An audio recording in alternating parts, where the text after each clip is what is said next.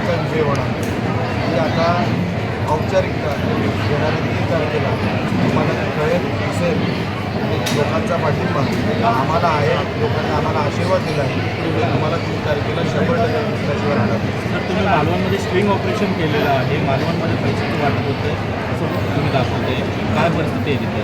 मी अनेक दिवसांपासून म्हणतो आहे की सन्माननीय रवींद्र चव्हाण साहेब जेव्हा जिल्ह्यात येतात तेव्हा एक वेगळं वातावरण करून जातात. काल ते आले मालवणमध्ये आणि त्यानंतर मला संशय वाटला की हे असेच सहज आलेले नाही, नुसतं सभेसाठी आलेलं नाही, तर त्याच्याबरोबर काहीतरी घेऊन आलेलं आहे. आणि त्याचं आतापासून सुरू होणार संध्याकाळपासून. संध्याकाळची सभा होती. आपण अशा निवडणुका लढवणार आहोत.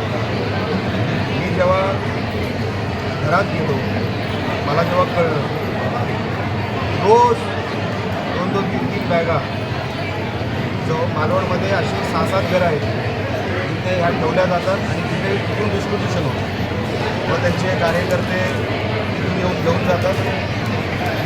अशा निवडणुका जर आपण लोकसंख्या किती, आपण वाटताय किती, आणि उद्या हे नगरसेवक निवडून जातील तर काम करतील का तिकडे?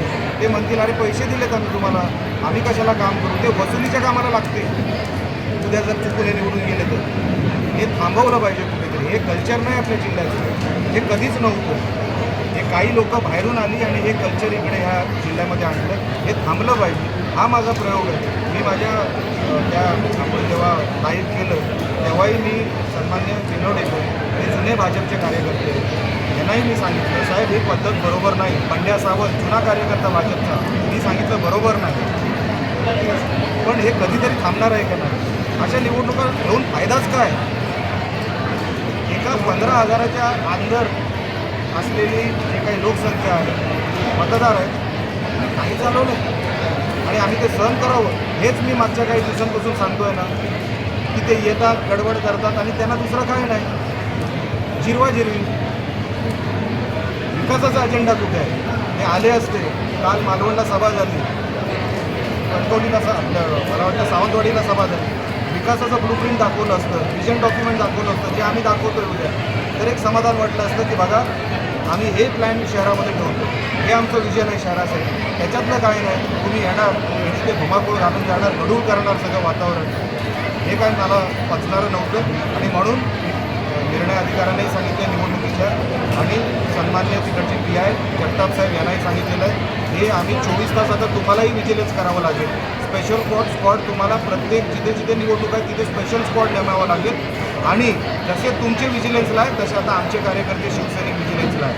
पकडलं तर जागच्या जागी बंदोबस्त करून सोडणार नाही. उद्या तुम्ही पाहणी करणार असता या संदर्भात? हो, आमची लोकं आहे, तुम्हाला तेच सांगितलं 24 तास आता विजिलन्स राहणार. सावंतवाडी असेल, जिथे जिथे निवडणुका आहेत, वेंगुर्ला असेल, सगळीकडे जिथे जिथे निवडणुका आहेत ही निवडणुकीची पद्धत थांबली पाहिजे. लोक विकास नगरसेवक एकदा तिकडे गेले आणि त्यांच्या डोक्यामध्ये राहिले अरे ह्या घरात आम्ही पैसे दिले आहेत, मग कसला रस्ता मागतोय? ते रस्ते कधीच बनणार नाहीत, त्याच्या भ्रष्टाचारच होणार.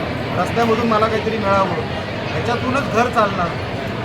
कसला विकास आपण मागणार? म्हणून आपण काय दाखवतोय? हा प्रकार थांबला पाहिजे जिल्ह्यामध्ये, म्हणून हे मी केलेलं आहे. हे जर थांबलं नाही तर आम्हाला अजून करावं लागेल. भारतीय जनता पार्टी आले की सरकारांच्या नावाने मतं म्हणजे आमच्यासोबत आहे अशी दिशाभूल केली जाते. तिकडे सुद्धा दादांच्या नावाने दिशाभूल केली जाते. या घटनेकडे तुमचं आम्ही युती करायला जसं मी माझ्या मनोगताने सांगितलं, सन्मान्य केसरकर साहेब 21व्या तारखे म्हणजे 21 तारखेपर्यंत ते आग्रही होते. कोण माणूस सांगतो 21 तारखेला शेवटचा दिवस होतो फॉर्म मागे घ्यायचा. त्यांनी काय सांगितलं की आज पण जर ते युती करतील तर मी माझा फॉर्म मागे घेईन. मी माझ्या उमेदवारांना सांगितलं. कोण एवढा मनाचा मोठेपणा दाखवतो? आणि नंतर गरज जेव्हा नव्हती तेव्हा आमच्यासोबत नाही. आणि आता मतं मिळवायला तुम्हाला जर याची गरज लागत असेल, ज्येष्ठांची गरज होत असेल, केसरकर साहेब असतील, दांडे साहेब आहे, लोक सगळं बघून आहे ते बरोबर मतदान करतील. इकडे सावंतवाडीला सन्मानित केसरकर साहेबांचा मान राखला जाईल. इकडे आम्हाला माहिती आहे लोक काय करणार आहेत. आम्ही लोकांचा आशीर्वाद मागतो. आम्हाला एक चांगलं शहर, डेव्हलप शहर, जिल्ह्याचे 21व्या शतकातलं शहर आम्हाला लोकांना देण्यासाठी आम्ही प्रयत्न करतो.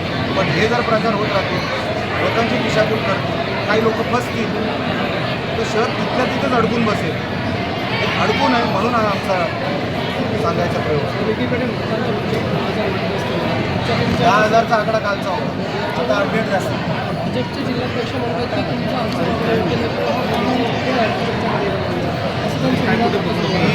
हा निर्णय सन्मान्य अधिकारी जे निवडणूक अधिकारी आहेत त्यांच्याकडे दिलेला आहे. आणि 1 मिनिटही तिकडे थांबलो नाही. मी जेव्हा हँडओव्हर केलं, सन्मान्य जनता तिकडचे PI होते, मी त्यांच्याकडे हँडओव्हर केला. आता तपास तुम्ही करायचा आहे. निलेश राणे तपास करणार नाही. निलेश राणे चुकीचा आहे काय बरोबर आहे इथे निवडणूक अधिकारी आणि त्याची FIR पोलीस स्टेशनमध्ये ते ठरवणार आहे. निलेश राणे कलम लावत नाही FIRमध्ये. निवडणुकीचे अधिकार माझ्याकडे नाही. त्यांनी ठरवू दे कोण चुकीचं आणि कोण बरोबर. साहेब उदय सामंतांनी कसं वक्तव्य पालकमंत्र्यांकडे कुठून मागण्या काल माननीय बघा सगळीकडे मी तुम्हाला मनोगतामध्ये पण तेच म्हणतोय, आम्ही एकच कुटुंब आहोत. भाजप आम्ही वेगळं समजत नाही. एका दुसरा माणूस चुकला म्हणजे आपली भाजप चुकत नाही, चुकलेली नाही. लक्षात घ्या. मी परत दुरुस्त करून सांगतो तुम्हाला, आमचा भाजपवर सन्मान्य फडणवीस साहेबांवर, सन्मान्य राणे साहेबांवर पूर्ण विश्वास आहे. आमचं प्रेम आहे त्यांच्यावर. आम्ही अजिबात त्यांच्यावर आरोप करत नाही. भारतीय जनता पक्षावर आरोप करत नाही. काही ठराविक असे लोक आहेत त्यांच्यामुळे वातावरण खराब होतं. ते बाहेरची लोक आहेत, त्यांना आत्ताच आवर घातला पाहिजे हे आमचं म्हणणं आहे.